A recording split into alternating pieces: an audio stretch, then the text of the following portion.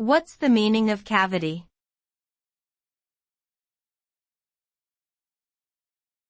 Cavity.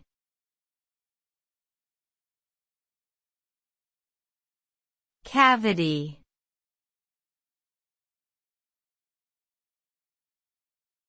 Cavity.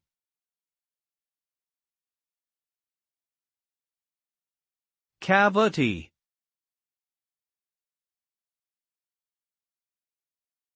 A cavity is a hole or an empty space within a solid object.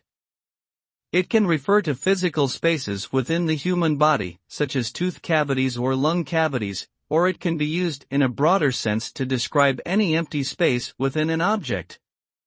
Cavity formation can occur naturally, as in the case of tooth decay, or through deliberate means such as drilling or carving.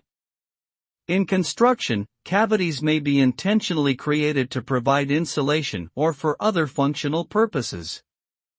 Overall, a cavity is simply a void within a larger structure.